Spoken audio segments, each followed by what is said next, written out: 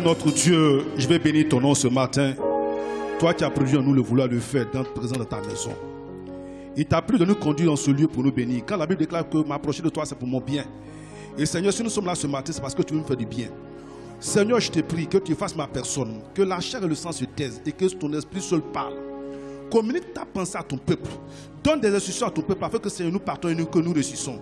Merci parce que je suis convaincu que tu le fais déjà au nom de notre Seigneur Jésus-Christ. Amen.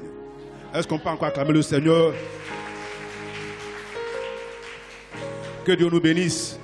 Que Dieu vous fortifie. Vous avez les salutations du pasteur. Et je crois que ce matin, par la grâce de Dieu, je serai capable de communiquer la pensée de Dieu. Que Dieu nous bénisse. Alléluia. J'ai demandé ce cantique parce que dans toute la semaine, dans la recherche de la pensée de Dieu que je devrais communiquer à son peuple, je disais qu'est-ce qu'il fallait demander, qu'est-ce que le peuple avait besoin. Alléluia. Et à un moment donné, j'ai su que quelque part, chacun de nous avait besoin d'une orientation, d'une parole forte pour continuer la marche. Alléluia.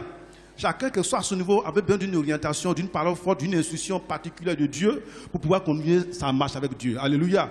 Et aujourd'hui, le problème, c'est qu'à un moment donné, on ne connaît même pas quelle voie il faut emprunter. Alléluia.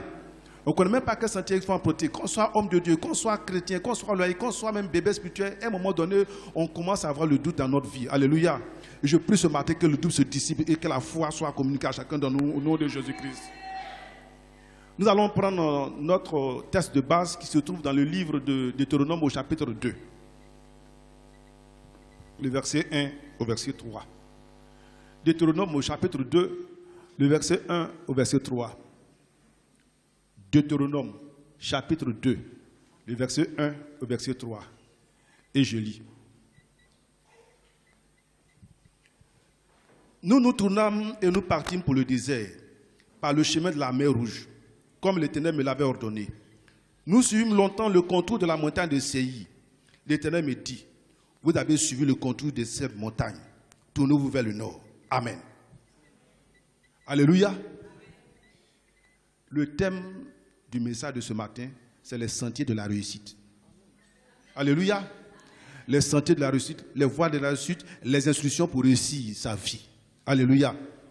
Voici le peuple de Dieu qui sort de l'Égypte. Et ils arrivent autour d'une montagne. Mais au lieu d'avancer, ils ont passé tout leur temps à contourner, à tourner en rond autour de cette montagne. Et à un moment donné, selon les instructions que Dieu leur avait données, ils devraient continuer leur marche. Mais ils ont passé tout le temps à contourner cette montagne. Ils ont passé tout le temps à tourner en rond. Dieu va se révéler à son serviteur Moïse. Il dit non, ça n'a assez de tourner en rond. Avancez. Alléluia. Laisse-moi te dire que toi aussi, c'est le temps d'avancer.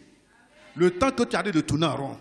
Le temps que les choses attendent d'être toujours dans le train-train quotidien. Alléluia.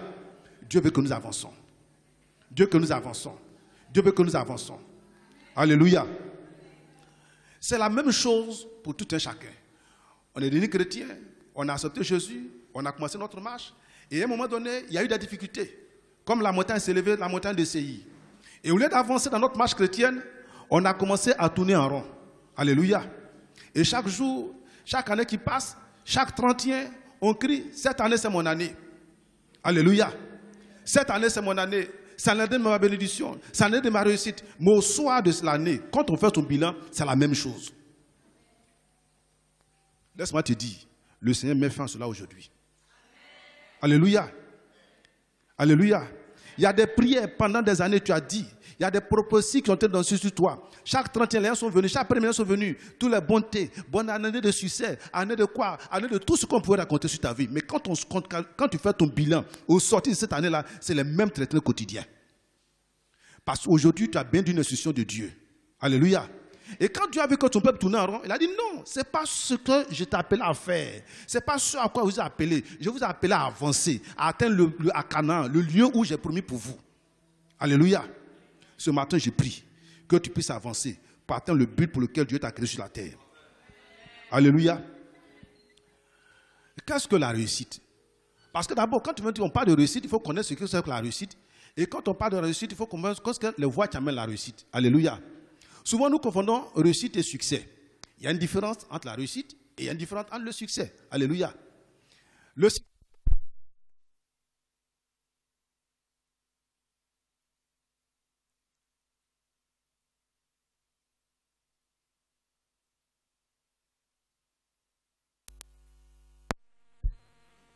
Alléluia. La réussite, c'est la somme des succès. Je prends un exemple. Tu peux avoir des succès scolaires puis échouer dans ta vie. Tu peux avoir le succès dans ton mariage et puis avoir de l'échec dans ton travail. Ça ne conduit pas à la réussite. Mais quand quelqu'un dit qu'il a réussi, c'est que dans son travail, il a du succès. Dans son foyer, il a du succès. Dans la vie de tes enfants, il a du succès. C'est là qu'on parle que quelqu'un a réussi. Alléluia. Sinon, il y a des premiers de classe aujourd'hui qui ne travaillent pas. Ils ont eu du succès à l'école, mais ils ne travaillent pas, ils n'ont pas connu la réussite. Alléluia. Il y a des gens qui sont à Diège, qui ont beaucoup travaillé, qui ont beaucoup étudié, mais aujourd'hui, leur vie nous abonne. Ça, ils n'ont pas connu la réussite. Donc, c'est la somme des succès dans tous les domaines de nos vies qui nous amène où? À la réussite. Alléluia.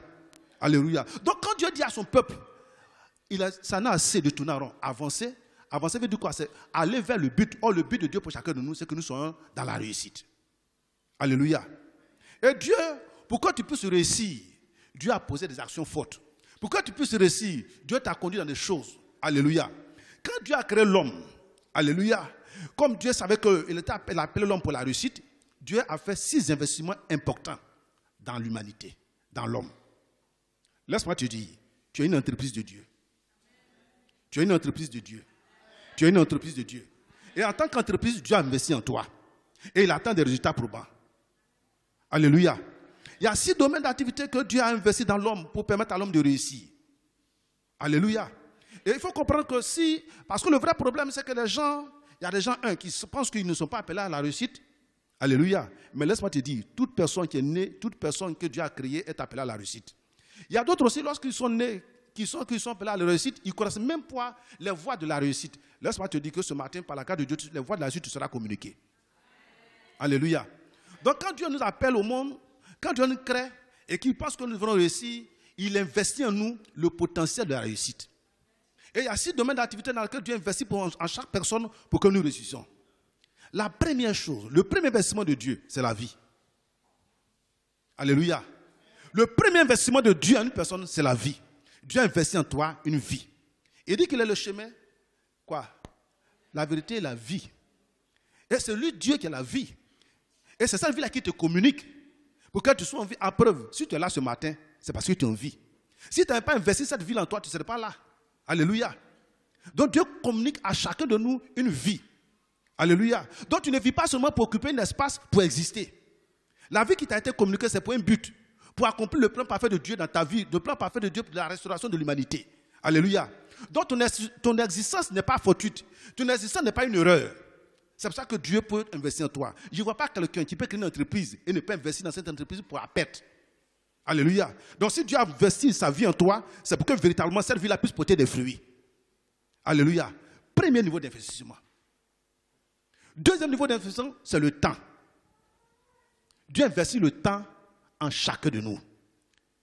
Le temps est symbolisé par des paramètres. Par exemple, un jour fait 24 heures. Que tu sois pauvre, que tu sois riche, que tu sois roi, que tu sois sujet, tu as droit à 24 heures. Alléluia. Quelque chose que tu sois né, court, tu as grand, long, tout ça, tu as droit à 24 heures. Et une fois que le temps passe, on ne peut plus rattraper cela. Alléluia. Mais c'est la gestion de ton temps qui va déterminer soit ton échec, soit ta réussite. Alléluia. Il a investi le temps en toi. Mais la manière d'utiliser cet investissement-là qui va déterminer toi, ton échec, toi, ta réussite, c'est tellement simple. Je prends l'exemple de la vie. Une fois, on s'est retrouvé dans un maquis, quand on était païen, et puis on a envoyé une serveuse, elle se plaignait. Il dit, mais est-ce ma faute? C'est la conséquence de l'école buissonnière. Qui t'a dit ne pas étudier, et puis donner une serveuse de maquis. Alléluia. Mais ça lui a fait mal. Mais aussi, nous sommes victimes aussi de la gestion de notre temps. Alléluia. Ça peut nous faire choquer, mais nous sommes victimes, nous tous, de la gestion de notre temps. Si tu as utilisé ton temps à l'école à étudier, à travailler, c'est sûr que dans la vie, tu vas aller. Mais si tu as utilisé tout ton temps à te bagarrer, à fumer la drogue, à être paresseux,